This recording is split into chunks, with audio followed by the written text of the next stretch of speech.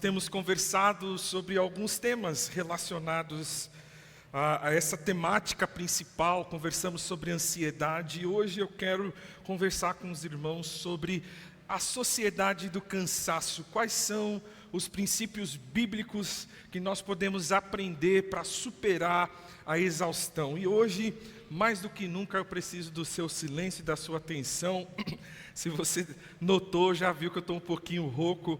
Ontem a gente trabalhou bastante, desde as 10 horas da manhã, quase 9 horas da noite, com as programações, e eu fui perdendo minha voz aos poucos e orando muito durante a noite, durante o dia, falando: Deus, me dá um pouquinho mais de voz só para eu conseguir pregar a Tua palavra hoje, eu já vou ficar muito feliz. Então eu conto com o silêncio dos irmãos, eu conto com a atenção de vocês. Não tem jeito, né? Eu sempre me empolgo pregando a palavra de Deus, mas hoje eu vou tentar pregar um pouquinho mais contido para eu chegar até o final dessa mensagem com vós. Quero começar a nossa reflexão de hoje te fazendo essa pergunta. Com o passar dos dias, você tem percebido um aumento no cansaço e na falta de disposição para realizar suas atividades diárias? Sim ou não? Pensa aí um pouquinho. Você tem sentido esse cansaço? Percebido um aumento desse cansaço? Falta de disposição? Quantos de vocês já disseram ou já ouviram alguém comentando essas frases? Eu estou muito cansado. Muito. Eu não aguento mais, eu não tenho mais força. Talvez você já disse isso, talvez já chegou um momento da sua vida em que você pensou nisso. Olha, eu estou exausto. Não dá para continuar. Eu não aguento mais, eu não tenho mais forças.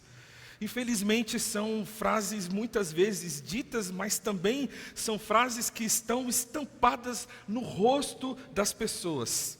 Tem gente que fala, mas tem gente que não precisa abrir a boca, basta a gente olhar e perceber o quanto elas estão cansadas e exaustas. Mas eu quero chamar a sua atenção para o seguinte: de certa forma, sentir o aumento do cansaço é natural à medida em que os anos passam. Os ossos, eles vão rangendo um pouco, não é?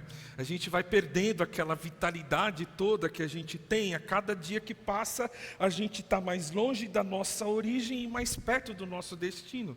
A gente vai envelhecendo, a gente vai perdendo as forças. Depois do 30, é só ladeira abaixo, né? É dor todo dia, gente. É um negócio assim que tem explicação. Cada dia surge uma coisa nova.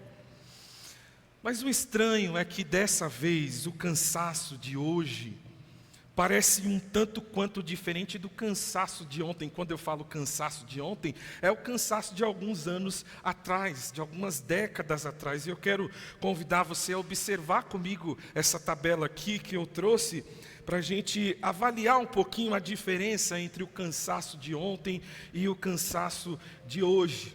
De ontem era um cansaço cuja natureza era mais física, devido ao excesso de atividades motoras. A gente corria de um lado para o outro, a gente andava bastante e não tinha tantas facilidades como nós temos hoje em dia, não é mesmo? Uber, qualquer lugar que você tiver, você pode se locomover facilmente, é ônibus, é trem, é metrô. Alguns de nós trabalhávamos em atividades que exigiam bastante do nosso exercício, da nossa caminhada, da nossa correria, e isso gerava um cansaço que chamávamos de cansaço do ontem.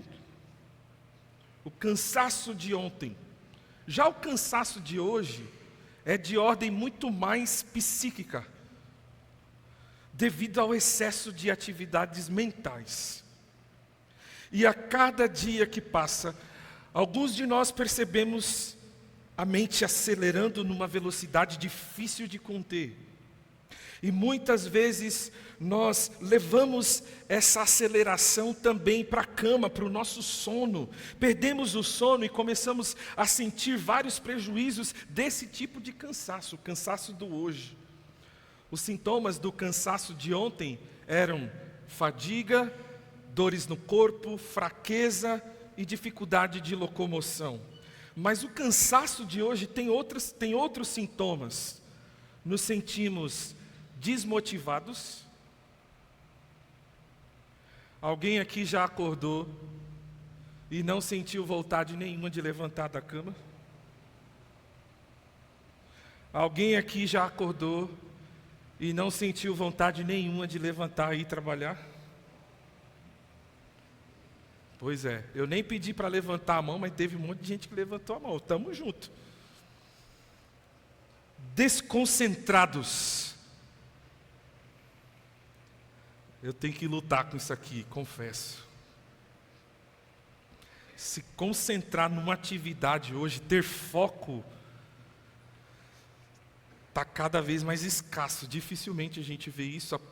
Nós não conseguimos nem lidar com o tédio. Em menos de um minuto a gente já pega o celular porque a gente está entediado e a gente nem consegue lidar com isso.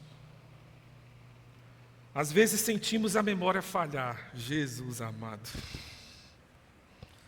Está difícil. Esses dias eu tenho falado para minha esposa, olha, eu não sei o que aconteceu, não sei se é sequela da Covid e o que está acontecendo, irmãos. Às vezes eu estou conversando, eu esqueço palavras fáceis assim, sabe? Pois é. Ficamos também irritados. O que a gente vê de briga por aí por coisa tão banal é impressionante, não é? O povo anda irritado demais. Basta uma fechada no trânsito, basta uma buzina e as pessoas já estão soltando fumaça pela boca e reclamando e xingando e brigando. Hoje se mata e morre por motivos tão inúteis. A duração do cansaço de ontem costumava desaparecer rápido. Se não fosse de origem crônica, essa observação é importante. Bastava uma noite de descanso ou um tempo de férias e tudo ficava em ordem. Quanto ao cansaço de hoje, a duração tende a persistir por um longo período. Dormimos, mas no dia seguinte a gente acorda cansado. Saímos de férias e quando voltamos, nos sentimos cansados, tanto quanto antes ou até mais cansado do que antes. Alguém já se sentiu assim? Não precisa levantar a mão, não. Acordar cansado tem sido cada vez mais comum para os nossos dias, para esse cansaço de hoje. Quais são as principais consequências desse cansaço que vem nos sobrecarregando? Uma delas, que alguns têm chamado, os especialistas aí, de burnout. Caracterizado pela exaustão emocional, pela perda de motivação, baixa realização pessoal, sensação de desconexão do trabalho, muita irritabilidade, distanciamento emocional e até sintomas físicos como dores de cabeça e insônia. Os dados do burnout no Brasil são muito altos. De acordo com a Associação Nacional de Medicina do Trabalho, aproximadamente 30% dos trabalhadores sofrem com a síndrome de burnout, que é uma doença já reconhecida pela OMS desde 2022. Dessa forma, o Brasil é o segundo país com maior incidência de pessoas com burnout no mundo. Dá para perceber como o problema é sério. E se você prestou atenção nas mensagens sobre ansiedade, em que lugar do ranking está o Brasil? Em primeiro. Em que lugar do ranking está o Brasil com a síndrome de burnout? Quantos problemas emocionais a gente tem enfrentado aqui no nosso país? Diante disso tudo, eu me lembrei de uma canção linda, escrita por um cantor brasileiro chamado Lenine, meu conterrâneo, pernambucano. E essa letra é uma letra que vem com muita força diante desse cenário que a gente tem vivido. O nome dessa música é Paciência, E ele diz assim: mesmo quando tudo pede um pouco mais de calma, até quando o corpo pede um pouco mais de alma, a vida não para. Enquanto o tempo acelera e pede pressa. E aí ele responde: eu me recuso, faço hora, vou na valsa. A vida é tão rara, eu não preciso me amoldar a esse ritmo que o mundo impõe. Enquanto todo mundo espera a cura do mal e a loucura finge que isso tudo é normal, eu finjo ter paciência. O mundo vai girando cada vez mais veloz. A gente espera do mundo e o mundo espera de nós um pouco mais de paciência.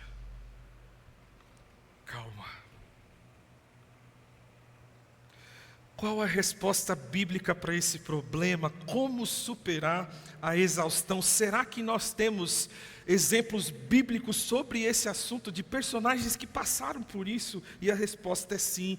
E a partir da experiência de Elias, nós iremos aprender como superar então a exaustão. Eu espero que você esteja animado para aprender lições preciosas com o exemplo de Elias. Abra sua Bíblia, por favor, em 1 Reis, capítulo 19, primeiro livro de Reis, capítulo 19, nós vamos ler dos versos 3 a 5.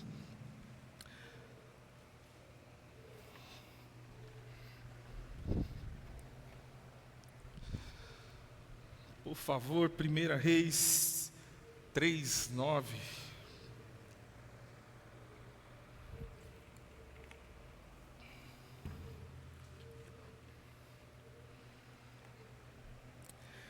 Elias teve medo e fugiu para salvar a própria vida.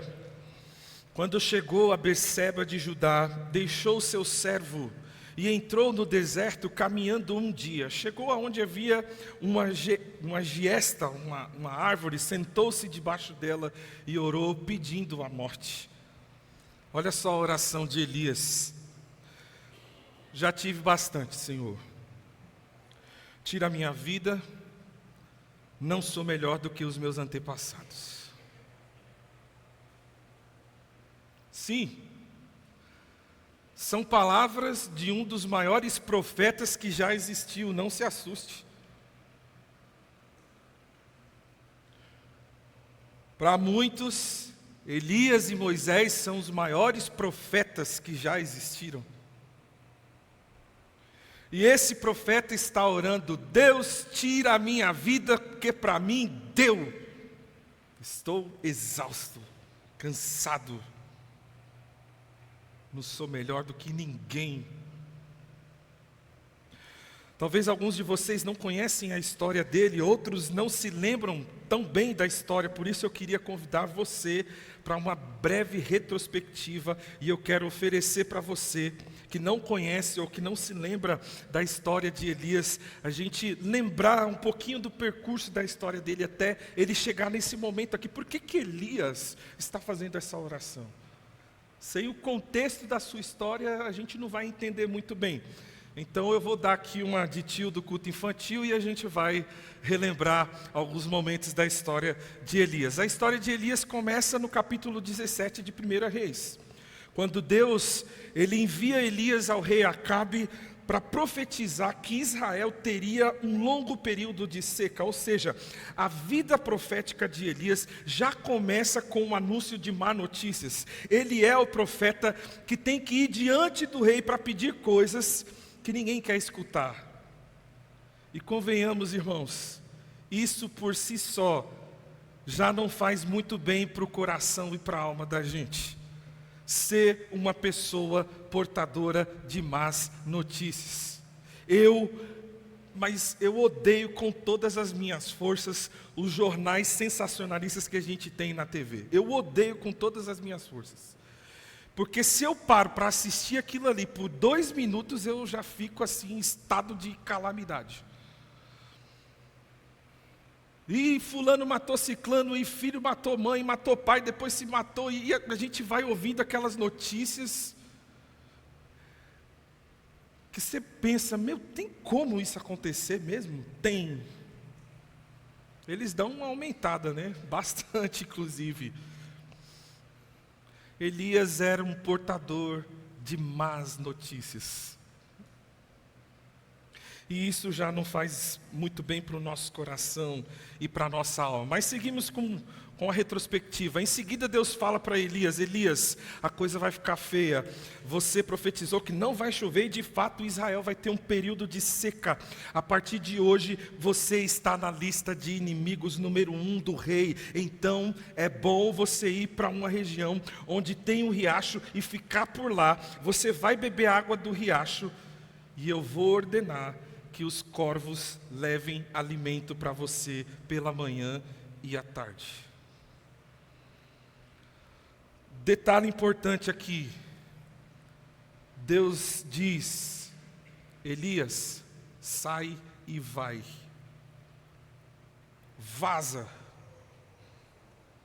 Vai embora. E o texto diz que Elias obedeceu. E sabe o que acontece? Deus cuidou de Elias. Deus não deixou faltar o alimento para Elias. E de uma forma muito inusitada, convenhamos, não é, irmãos? Através de corvos. Mas um dia, o que acontece? O riacho secou e Deus vem até Elias e diz assim: Elias, atravessa a fronteira, vai para um povo vizinho, estrangeiro, para a terra de Sidom, numa cidade chamada Sarepta, e lá tem uma viúva, e essa viúva vai sustentar você. Irmãos, por favor, prestem atenção, porque se você não prestar atenção nisso daqui, a mensagem não vai fazer nenhum sentido para você. A distância cultural que a gente tem desse texto aqui nos impede de entender algo muito importante. A viúva, nesse momento histórico aqui, nessa cultura, ela tem a imagem da pessoa mais frágil numa sociedade.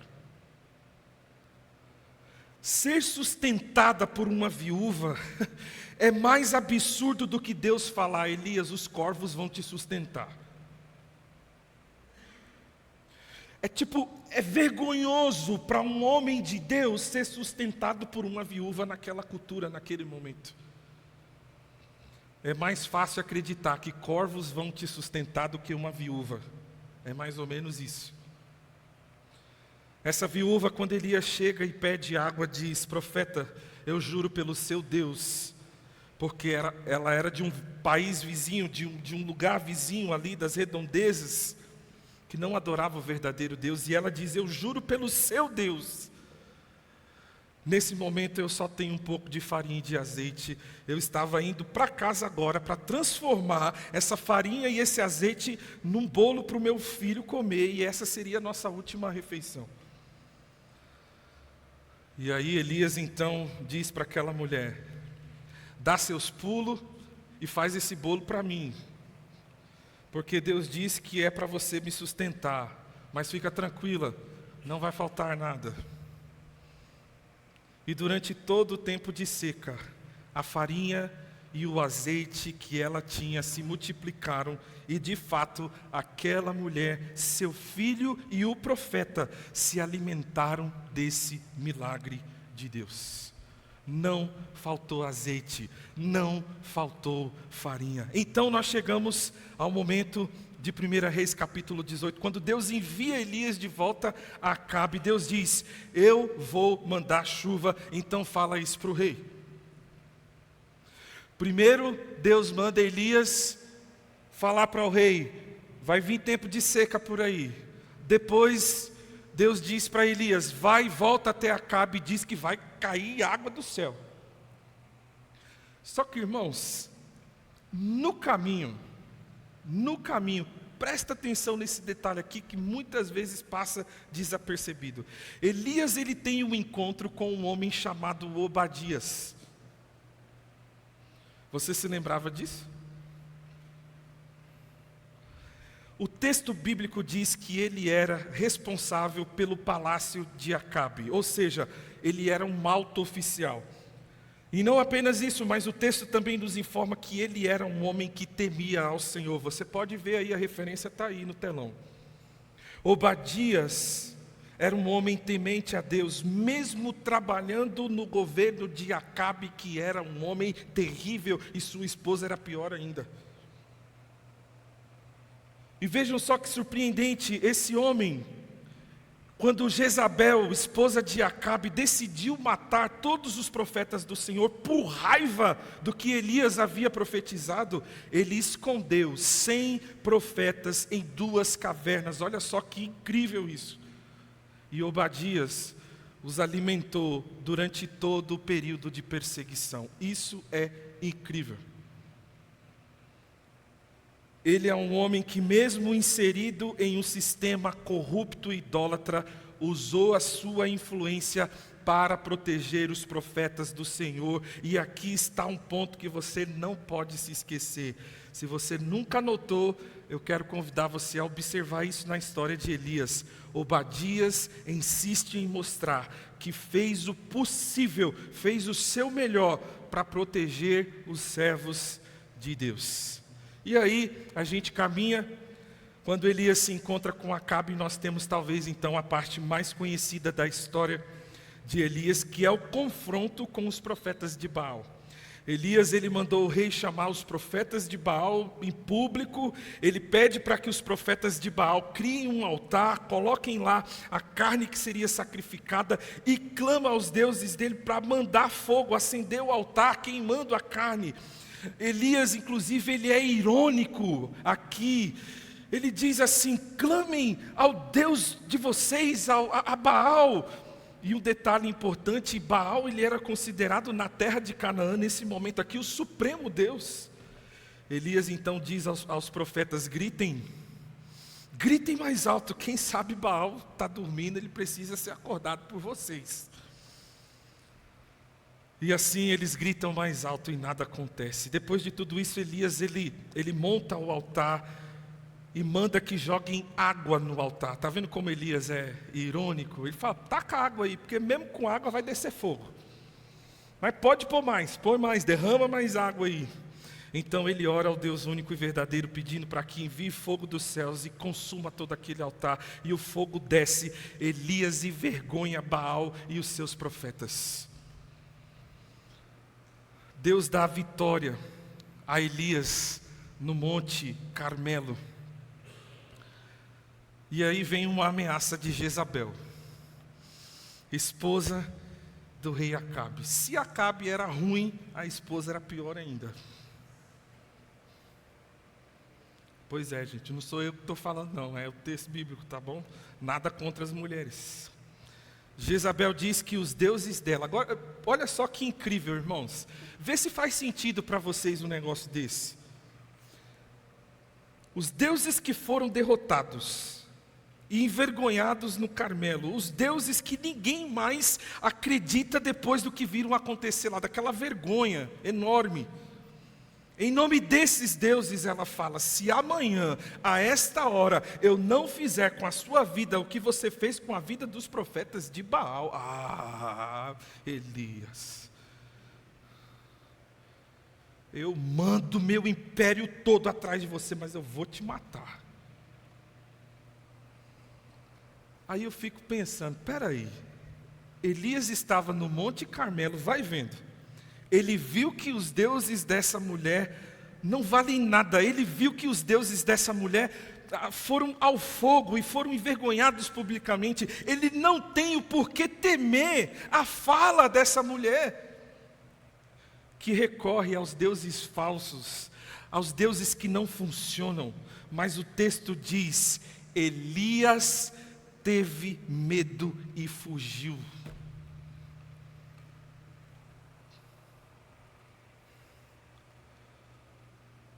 Irmãos, é isso que acontece quando a gente está em exaustão. É isso que acontece quando nós estamos extremamente cansados. A gente fica meio que desequilibrado. A gente perde a noção. Os nossos sentimentos são como uma montanha russa. Num dia a gente diz para todos eles: pode tacar água aí, pode fazer o que vocês quiserem, que meu Deus vai tacar fogo, vocês vão morrer tudo. Esses deuses aí vão ser envergonhados. No outro dia, uma mulher ameaça, em nome desses deuses que foram queimados, e o cara foge para o deserto com muito medo. Quantos de nós não nos sentimos assim? Tem dia que a gente acorda, a gente quer mudar o mundo. Vem em mim que resolvo tudo hoje. Que problema tem para resolver aí? Daqui que eu resolvo. Que hoje eu estou com tudo. Mas tem dias que um pequeno problema se torna um monstro diante de nós. A exaustão, o burnout, a depressão, a ansiedade, o estresse, faz a gente potencializar e maximizar os problemas. O que é isso, Elias? Diante do que você fez ontem, não é nada. O que mudou? O que mudou não foi fora, o que mudou foi dentro.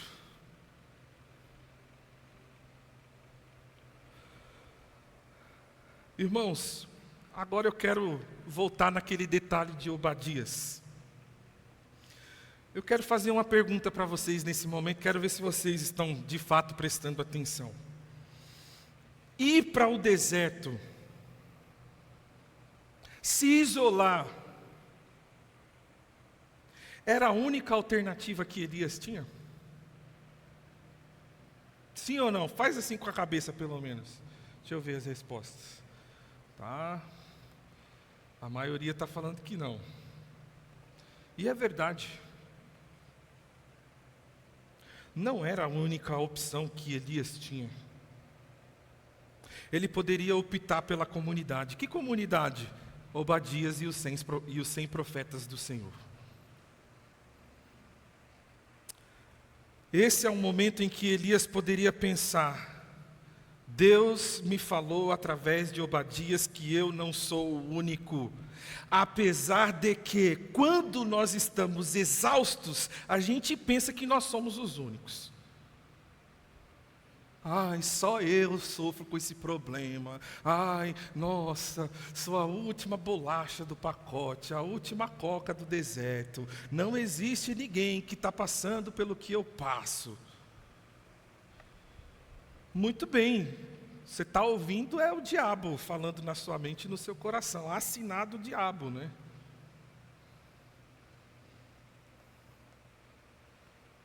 Se a minha vida está em risco, Elias deveria pensar: eu vou me juntar com os profetas. Eu vou me juntar com os homens de Deus que caminham na mesma direção que eu. Quando você está enfrentando adversidades, você não tem que correr para o deserto, você tem que correr para a comunidade.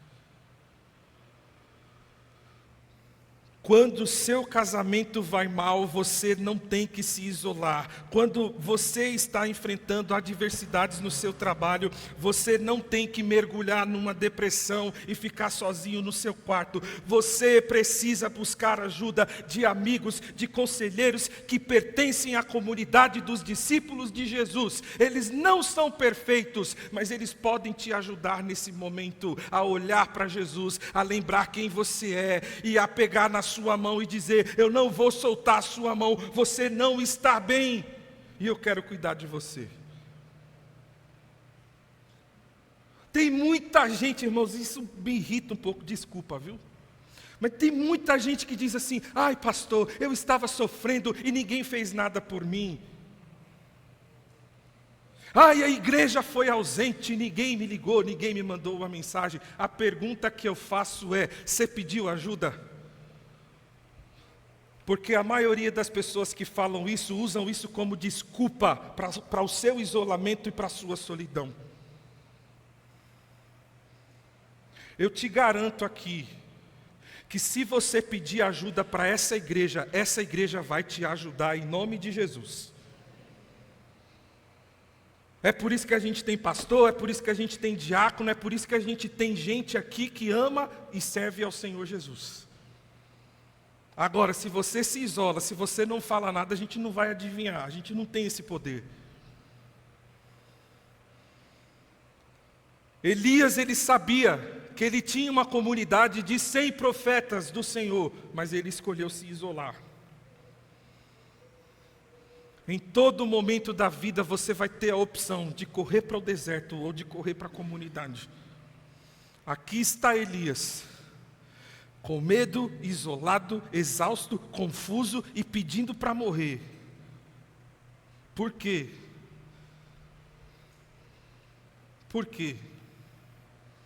Como Deus vai cuidar dele? Como o Senhor vai tratar a exaustão de Elias? E aqui então a gente vê Deus cuidando de Elias de 3 maneiras. Eu não vou conseguir explorar tudo que eu estudei, mas eu quero encerrar essa mensagem hoje, então vou correr um pouquinho aqui e eu espero que você preste atenção. Inclusive na próxima semana eu e o pastor Davi, no culto de louvor, ao invés de ter um devocional, como a gente sempre faz, a gente vai bater um papo respondendo algumas perguntas sobre o Setembro Amarelo. Então vai ser bem bacana, vai ser bem diferente, bem legal. Não perca também esse momento, que vai servir de muita edificação para nós. Então eu tenho que terminar essa mensagem hoje. Primeiro, descanso. Depois ele se deitou debaixo da giesta e dormiu. De repente um anjo tocou nele e disse: levante-se e coma. Elias olhou ao redor e ali junto à sua cabeceira havia um pão assado sobre brasas quentes e um jarro de água. Ele comeu, bebeu e deitou-se de novo. Às vezes a gente lê a Bíblia e a gente não percebe os detalhes. O anjo de Deus não veio até Elias, que estava deitado no chão, e deu um chute nele, dizendo: ô Elias, acorda, meu, vai lá. Deus mandou aqui, trazer pão para você, trazer água para você. Talvez o pão estava seco, talvez a água estava quente. E aquele anjo bravo, dizendo: cara, você não merecia isso não, meu Deus mandou eu lá do céu para cuidar de um cara deitado aqui, que está com medo de uma mulher que serve a um Deus que serviu, que o Senhor matou todos eles, queimou tudo, cara. Não é possível, Elias. Deus, ele olha para Elias e sabe do que Elias está precisando. Elias precisa de cuidado físico. Não adianta tentar conversar com Elias agora.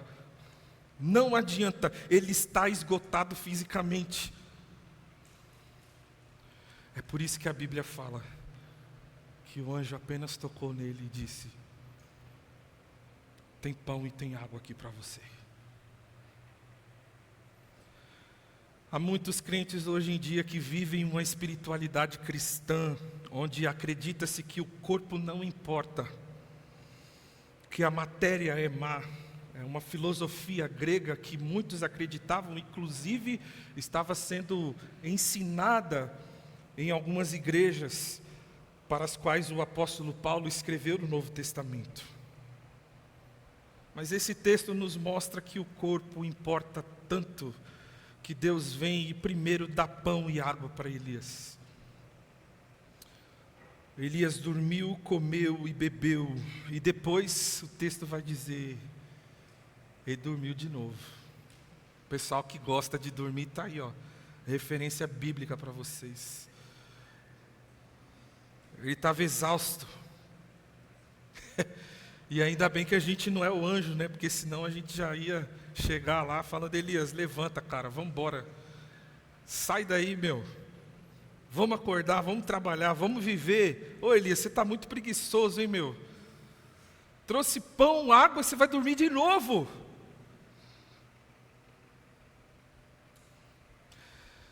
Às vezes você faz isso com alguém que só precisa de descanso. E ao invés de ser cura, na verdade você acaba adoecendo mais ainda. São aquelas pessoas que pensam que as dores da alma, que as enfermidades da mente é frescura.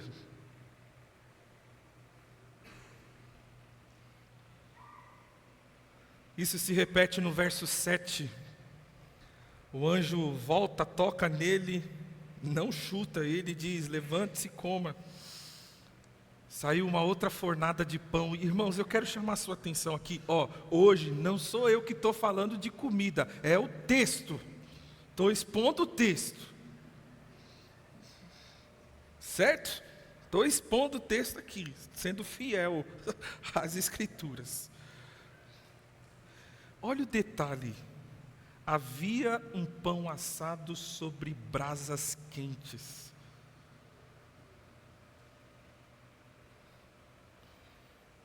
Um jarro d'água. Não era num copo, não qualquer, era um jarro. O pão estava quentinho, fresco. Por quê? Porque para Deus, o cuidado físico é importante. O corpo é importante. E aí no versículo 7, o anjo ele acrescenta uma fala. Ele diz assim: Elias, coma, durma, descanse, que a viagem vai ser longa. Opa, como assim? Nós estamos habituados a pensar que Deus, o Deus de milagres, é o Deus do imediato.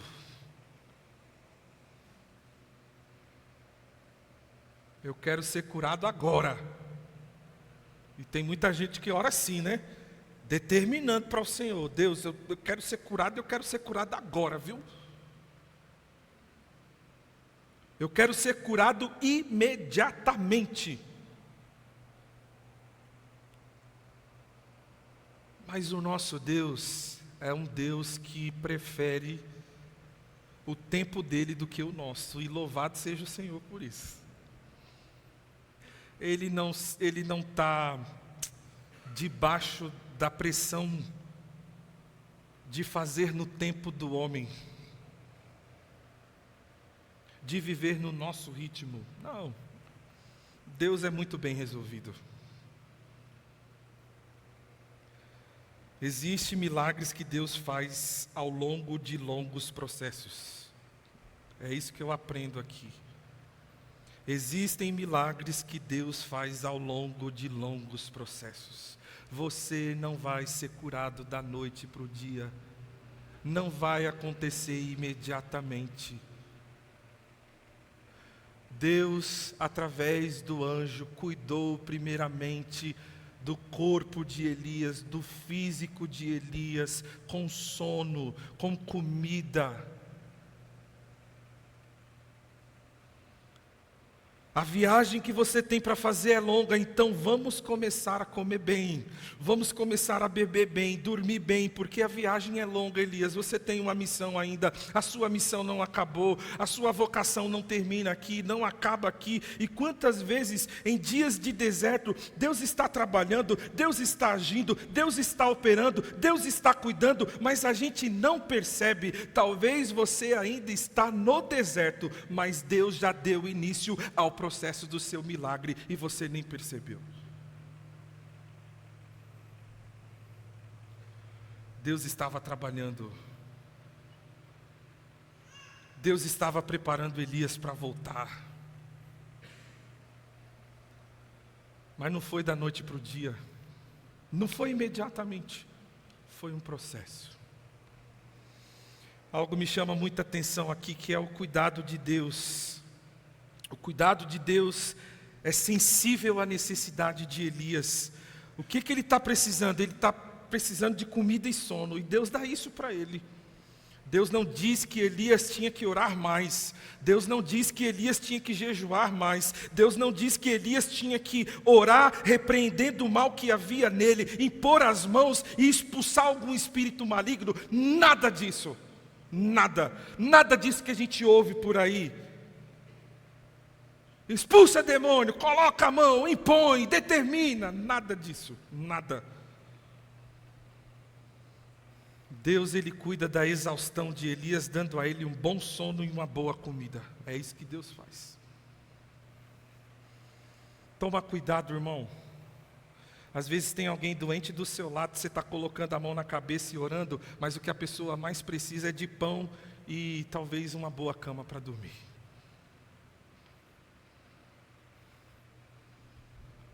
A gente corre esse grande risco de ficar espiritualizando as coisas. A gente não pode fazer isso porque muitas vezes isso é muleta para a nossa omissão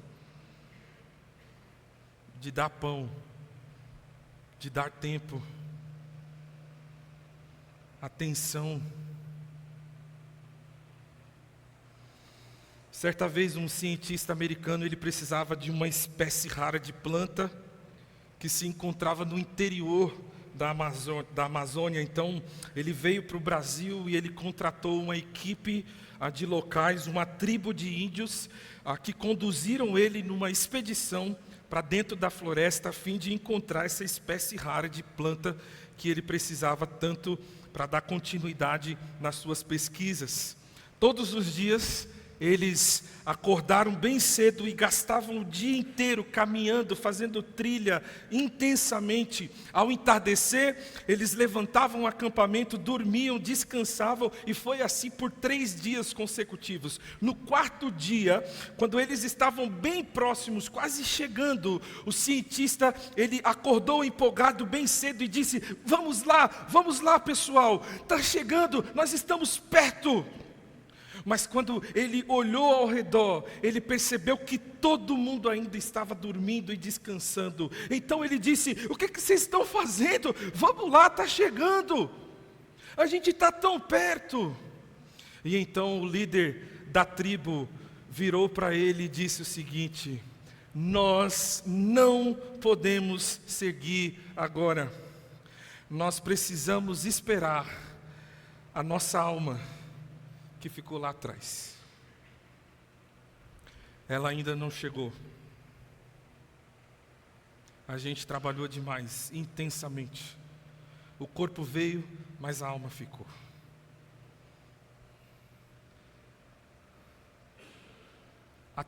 Até quando todos pedem um pouco mais de alma? Foi o que Lenine escreveu na sua canção. Quantos de nós estamos precisando parar e permitir que a nossa alma acompanhe o nosso ritmo, o nosso corpo? Nós estamos vivendo num ritmo desenfreado e a pergunta que eu me faço é: por que a gente está vivendo assim? Talvez esse seja o padrão que a cultura nos impõe, mas isso tem feito muito mal para nós. As estatísticas estão aí. Nós estamos adoecendo, nossas emoções estão conturbadas, estamos confusos, nossa alma ficou lá atrás. O nosso espírito ficou lá atrás, nós fomos desagrupados disso. E um corpo andando, mas um corpo que não tem alma, não tem vida. Inclusive a Bíblia ensina que a morte é a separação da alma do corpo. Talvez seja por isso que a gente vive num verdadeiro The Walking Dead aqui, nesse mundo. É gente que pensa que está vivendo, mas na verdade está morta. A gente está sem alma, porque o corpo está correndo e a alma ficou. A gente está no ritmo muito acelerado. Nos momentos de exaustão, não pense em desistir, apenas descanse e com a mente renovada, reflita com clareza sobre os seus próximos passos. Teve um dia que eu cansei, teve um dia que eu queria desistir, mas eu entendi que o que eu precisava não era de desistir, era de descansar. Era de descansar. Talvez Deus trouxe você aqui hoje à noite para te lembrar: não desista, descanse. Talvez o descanso, uma boa noite de descanso, um bom prato de comida, um pão quentinho e fresco, é tudo que você precisa para seguir em frente com a alma no lugar. Com a alma no lugar. Mas segundo, Deus, Ele vai incentivar Elias a desabafar. Descanso, desabafo. Eis que a palavra do Senhor veio a ele: o que você está fazendo aqui, Elias? Pergunta, irmãos, Deus não sabia o que Elias estava fazendo ali? Por que que ele pergunta então? Porque Deus sabe que isso é necessário para Elias. Deus não precisava ouvir, mas Elias precisava falar.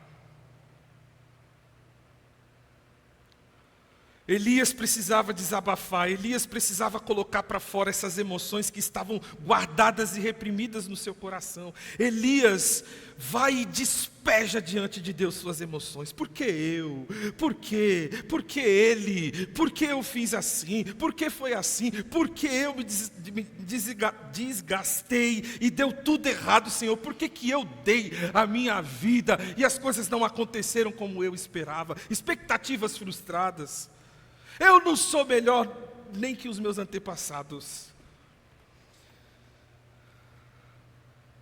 E Deus pergunta: o que você está fazendo aqui, Elias? Ainda não é o suficiente. Fale mais. Bota para fora. E ele derrama de novo as emoções dele. E assim Deus vai tratando o coração de Elias, permitindo que ele coloque para fora tudo aquilo que estava fazendo ele sofrer. É incrível porque Deus não fala nada. Ele só pergunta e ouve. Ele não fica reprimindo Elias. Presta atenção aí, você que tem uma personalidade forte e não consegue ouvir as pessoas sem exortá-las, sem falar alguma coisa, sem julgá-las. Presta atenção nisso daqui. Deus ouve Elias sem dar um pio, só ouve. Deus não fica corrigindo. Elias, você está errado, hein, meu? Está todo errado. Vou te fustigar aqui, vou fulminar você agora, cara. Você não entendeu nada. O que você está fazendo aqui, Elias? Deus quer tratar Elias com amor, com carinho, então ele ouve. E esse exercício, irmão, é terapêutico, traz cura para a alma. Ser ouvido com carinho, com amor, com atenção, sem nenhum tipo de julgamento. Tem gente que muitas vezes me procura e fala: pastor, preciso conversar. Nossa, estou precisando de uns conselhos, estou precisando de uma ajuda. Eu falo: claro. Qual que é o melhor dia, o melhor horário? Tá bom, vamos tomar um café, vem aqui na igreja, vamos se encontrar na padaria. E aí, é muito engraçado, irmãos, porque as pessoas falam. Aí de vez em quando eu fico tentando, assim, sabe, umas brechas, assim, sabe, tipo, para falar coisa boba, assim. Não, eu sei, eu entendo, irmão, sabe. Eu imagino, e fala. E aí eu não falo nada, e no final a pessoa olha para mim chorando e fala: pastor, obrigado, pastor, nossa, como você me ajudou, foi uma bênção na minha vida, pastor. Aí me encontra outro dia: pastor, aquele dia você foi assim, fundamental no meu dia. Olha, eu estava aqui a ponto de desistir de tudo. Vocês falam: pastor, esse serviço aí é bom, hein, meu?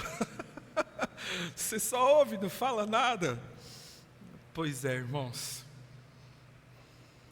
Quando alguém me procura dizendo que precisa conversar e tal, eu já vou bem disposto a somente ouvir.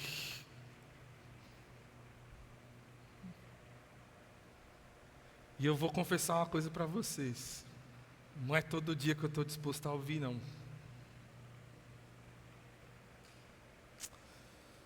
Mas eu sei que a pessoa precisa desabafar.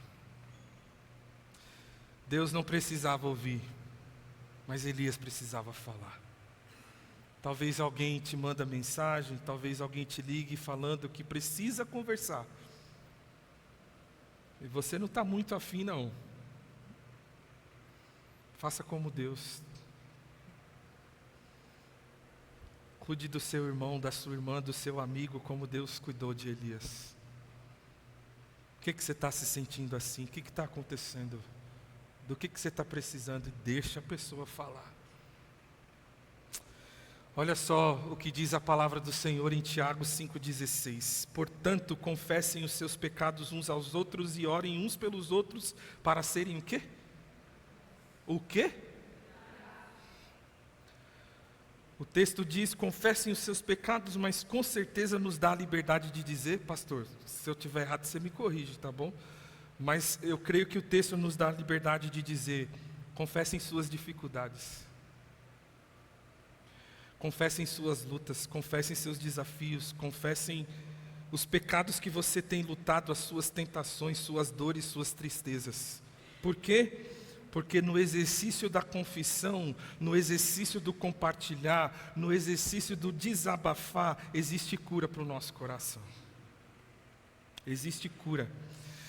Gente precisa de gente. Deus não nos criou para vivermos sozinhos. Deus nos criou e salvou para a gente viver em comunidade. Quando Deus nos salva, Ele nos insere como membro do seu corpo. E o corpo de Jesus é a igreja do Senhor. Qual foi a última vez que você se confessou para um irmão? Qual foi a última vez que você pediu ajuda? Qual foi a última vez que você mandou mensagem dizendo: eu preciso conversar? Em momentos de exaustão, não se isole nem se feche, mas abra o coração e compartilhe a sua dor. Você vai encontrar cura sim. E por último, irmãos, deleite. Deleite, está aí a frase que eu acabei de falar. Vou dar um tempinho para o pessoal que está anotando aí. Por último, deleite. O Senhor lhe disse: saia e fique no monte na presença do Senhor, pois o Senhor vai passar. O que eu acho maravilhoso aqui é que Deus não dá uma fórmula para Elias sair do esgotamento. 7 passos para superar o esgotamento, a exaustão. Deus não dá uma receita de bolo. Nós gostamos de receita, né? Porque é tão fácil, a gente só vai seguindo ali, vai vendo vídeo no YouTube, né? E dá certo. Às vezes não, mas, né? Se você prestar atenção direitinho, está tudo ali, pronto. Deus não dá uma receita. Deus não dá um livro para Elias e fala: ó, segue isso daí. Deus dá de si mesmo a Elias. Elias, eu te dei pão. Eu te dei um sono delicioso. Eu cuidei da sua alma te ouvindo. Mas Elias, você precisa de mim. Elias, olha para mim. Deus pode te dar tudo, mas nada do que Ele te dará, nada que Ele te dará, será melhor do que Ele mesmo. Ter tudo sem Deus é não ter nada.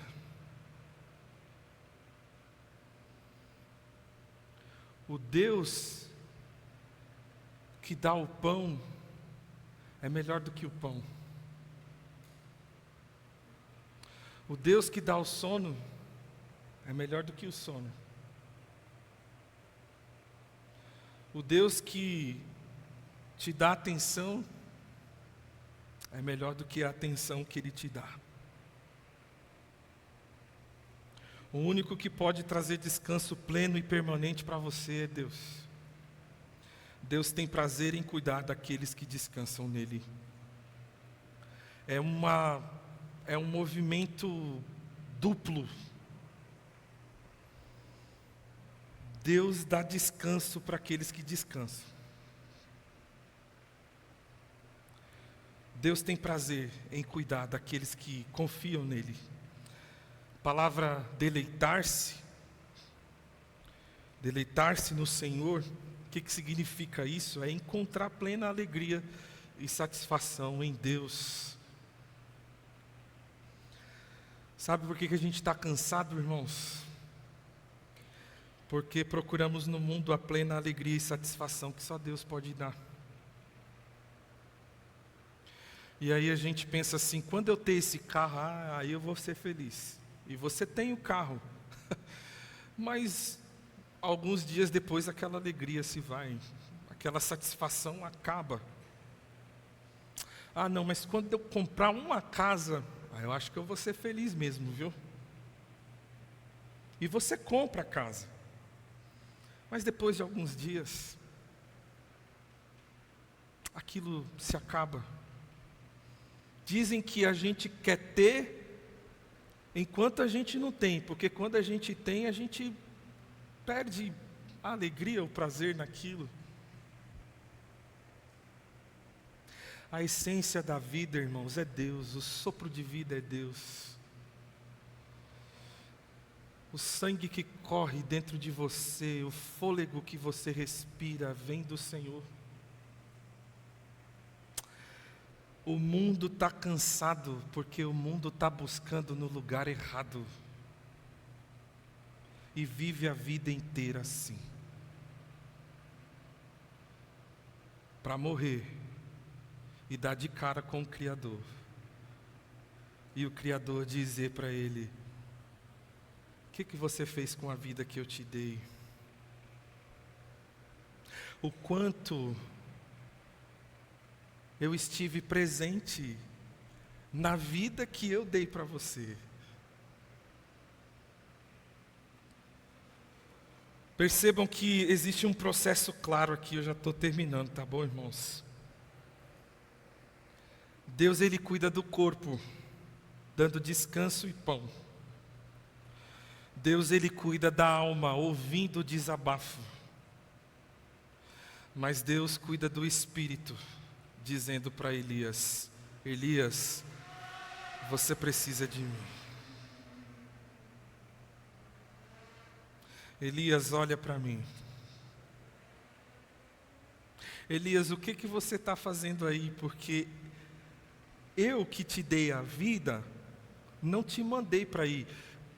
Teve alguns momentos na sua vida que eu mandava você obedecer e eu cuidava de você. Por que esse processo mudou, Elias? Aqui Deus começa a conversar com Elias, mas primeiro Deus dá pão, primeiro Deus ouve. E aí Deus começa então a redirecionar a vida de Elias, a alinhar a vida de Elias com os propósitos de quem? Dele mesmo, do Senhor, de Deus. Corpo, alma e espírito. Descanso, desabafo e deleite. Termino com o texto de Marcos 4, 35 a 41. Naquele dia, ao anoitecer, ele disse aos seus discípulos: vamos para o outro lado do lago. Deixando a multidão, eles o levaram no barco assim como estava. Outros barcos também o acompanhavam. Levantou-se um forte vendaval e as ondas se lançavam sobre o barco, de forma que começou a se encher de água. Jesus, presta atenção nisso, Jesus estava na polpa, dormindo com a cabeça sobre um travesseiro. Os discípulos o acordaram e clamaram: Mestre, não te importa que morramos? Ele se levantou, repreendeu o vento e disse ao lago: aquiete-se, acalme-se. O vento se aquietou e tudo ficou calmo. Então perguntou aos seus discípulos: por que vocês estão com tanto medo? Ainda não têm fé? Ou em outras traduções, homens de pequena fé. Eles estavam grandemente apavorados e perguntavam uns aos outros: quem é esse que até o vento e o mar lhe obedece? Dormindo com a cabeça sobre um travesseiro. Jesus é Deus. Jesus é homem. 100% Deus, 100% homem. Se não fosse assim, o sacrifício dele não serviria como propiciação pelos nossos pecados. Jesus, ele nos mostra quem é o Pai. Quem vê a mim, vê o Pai. Mas Jesus também nos ensina o que é ser humano.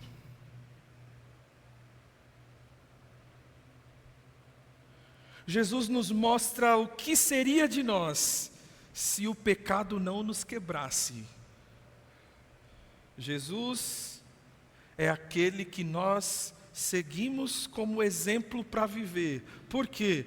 Porque ele nos mostra quem é o Pai, mas ele também nos mostra o que é ser humano. E quando eu olho para essa passagem, Jesus me ensina que mesmo diante das maiores tempestades da vida, ser humano é descansar.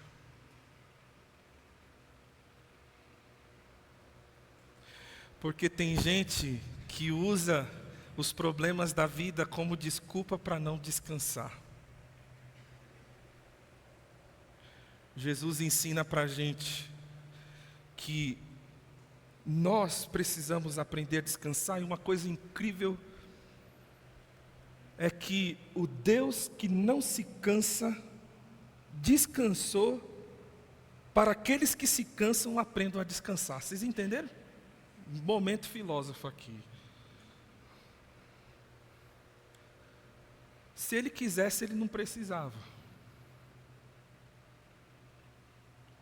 Mas ele descansa para aqueles que se cansam, aprendam a descansar. Mesmo nos momentos mais turbulentos da vida, não abra mão de descansar no Senhor. Descanso, desabafo, deleite.